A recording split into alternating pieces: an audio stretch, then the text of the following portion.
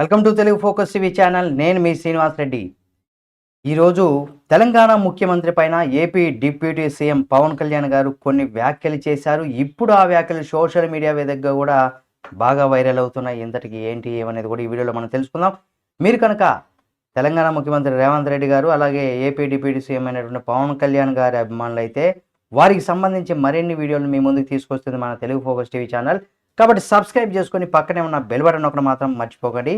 ఇక AP deputy CM Pawan Kalyan గారు అంటే తన రూటు మార్చారని కూడా చెప్పుకోవచ్చు. మహారాష్ట్ర ఎన్నికల ప్రచారంలో పవన్ కళ్యాణ్ తన సహజ శైలికి భిన్నంగా ప్రసంగాలు చేశారు అని కూడా చెప్పుకోవచ్చు. అదే మనకు ఆర్ఎస్ఎస్కు మద్దతుగా కీలకమైనటువంటి వ్యాఖ్యలు కూడా చేశారు పవన్ కళ్యాణ్ గారు. అయితే శివసేన అంటే జనసేన సిద్ధాంతాలు ఒకటేననేసి కూడా ఆయన చెప్పుకొచ్చారు. బీజేపీ గెలుపు అవసరం గురించి కూడా వివరించారు. అదే సమయంలో తొలిసారి తెలంగాణ సీఎం రేవంత్ని కూడా టార్గెట్ చేశారు. ప్రజలకు ఇచ్చినటువంటి హామీలు ప్రస్తావించారు పవన్ కళ్యాణ్ గారు. పవన్ కళ్యాణ్ గారు విమర్శలు కూడా చేశారు. తెలంగాణ రాజకీయాల్లో ఇప్పుడు కీలకమైనటువంటి మలుపు కూడా కనిపిస్తూ ఉంది. తెలంగాణ రాజకీయాల గురించి పవన్ కళ్యాణ్ గారు తన ప్రచారంలో ప్రస్తావనకు చేశారు. కాంగ్రెస్ కూటమికి మద్దతుగా తెలంగాణ సీఎం రేవంత్ రెడ్డి సైతం మహారాష్ట్రలో ప్రచారం చేస్తూ తన హయాంలో అమలు చేసినటువంటి పథకాలను కూడా వివరించారు. ప్రజలకు ఎన్నికల సమయంలో ఇచ్చినటువంటి హామీలు అమలు చేస్తున్నామని చెప్పుకొచ్చారు. దీనికి కౌంటర్గా పవన్ కళ్యాణ్ గారు వ్యాఖ్యలు చేశారు. అంటే మహారాష్ట్ర ఎన్నికల్లో అక్కడ ప్రచారానికి సంబంధించి ఇటు తెలంగాణ ముఖ్యమంత్రి రేవంత్ రెడ్డి గారు, ఇటు ఆంధ్రప్రదేశ్ డిప్యూటీ సీఎం అయినటువంటి పవన్ కళ్యాణ్ గారు బీజేపీ తరపున, రేవంత్ రెడ్డి గారు కాంగ్రెస్ తరపున కూడా అక్కడికి వెళ్ళి ప్రచారం చేయడం జరిగింది. అయితే తెలంగాణ తెలంగాణ అంటేనే తన గుండె ఎలా కొట్టుకుంటుందో అంటూ కూడా వివరించారు. అయితే ఇక్కడ బండెనక బండి కట్టి 16 బండ్లు కట్టి తనకు ఇష్టమైనటువంటి పాటని కూడా ఆయన చెప్పుకొచ్చారు. తెలంగాణ పోరాటాల గడ్డనేసి కూడా పవన్ కళ్యాణ్ గారు అయితే చెప్పుకొచ్చారు. అధికారంలోకి వస్తే మహిళలకు ప్రతి నెల ఇస్తామని చెప్పినటువంటి ఆర్థిక సహాయం ఇవ్వడం లేదనేసి కూడా పవన్ కళ్యాణ్ గారు విమర్శించారు. ప్రజలకు ఇచ్చినటువంటి మాట కాంగ్రెస్ నిలబెట్టుకోవడం లేదనేసి కూడా పవన్ కళ్యాణ్ గారు అయితే చాలా గట్టిగానే వ్యాఖ్యానించారు.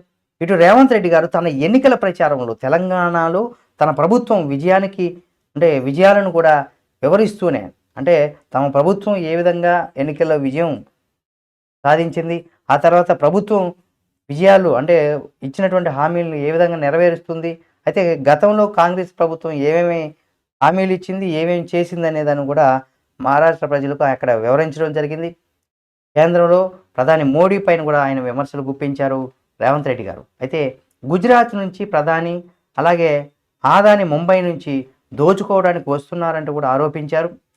బీజేపీ బందిపోటు ముఠాలను కూడా తరిమి కొట్టాలంటూ కూడా రేవంత్ రెడ్డి గారు తన ప్రచారంలో పిలుపునిచ్చారు. పవన్ తన ప్రచారంలో భాగంగా ఓవైసీ మహారాష్ట్రలో చేసినటువంటి వ్యాఖ్యలు కూడా కౌంటర్ ఇచ్చారు. వారి బెదిరింపులు కూడా ఎవ్వరూ కూడా భయపడరనేసి కూడా చెప్పుకొచ్చారు. ఇక పవన్ ఇప్పుడు రేవంత్ రెడ్డి హామీలు అమలు చేయడం లేదంటూ కూడా చేసినటువంటి విమర్శల పైన కూడా కాంగ్రెస్ నేతలు గట్టిగానే కౌంటర్కు సిద్ధమవుతున్నారు. ఇప్పుడు ఆ పరిణామాలకు రాజకీయంగా తెలంగాణలో కొత్త రాజకీయాలు బాగా మలుపు తిరుగుతున్నాయని కూడా చెప్పుకోవచ్చు. ఏది ఏమైనా ఆంధ్ర తెలంగాణ రాజకీయాలు కొంత తెలంగాణ నేతలంతా కూడా తెలంగాణనే ఎక్కువగా అధికార పార్టీ ప్రతిపక్ష పార్టీలు ప్రశ్నించుకుంటూ ఆ విధంగా ఉండేది. ఆంధ్రప్రదేశ్లో కూడా అంతే, కూటమి ప్రభుత్వం వైసీపీ ఇలా ఉండేది. ఇప్పుడు మహారాష్ట్ర ఎన్నికలు వచ్చిన తర్వాత ఒక్కసారిగా తెలంగాణ ఆంధ్రప్రదేశ్ రాజకీయాలు కూడా వేడెక్కాయి. ఎందుకంటే సంబంధం లేకపోయినప్పుడు కూడా తెలంగాణ రాజకీయాల పైన కూడా మాట్లాడాల్సినటువంటి పరిస్థితి సీఎం రేవంత్ రెడ్డి గారు మహారాష్ట్ర ఎన్నికల్లో కాంగ్రెస్ తరఫున ప్రచారం చేయడం,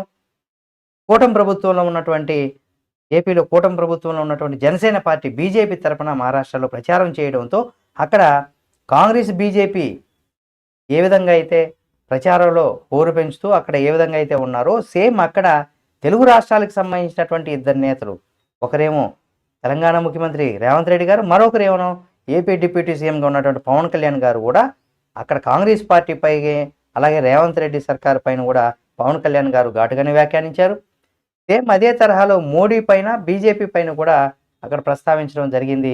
ఇప్పుడు దీనికి కౌంటర్గా అంటే పవన్ కళ్యాణ్ గారు కౌంటర్గా ఇవ్వాలని కూడా తెలంగాణ నేతలైతే సిద్ధమవుతున్నారు. కాంగ్రెస్ పార్టీ నేతలైతే.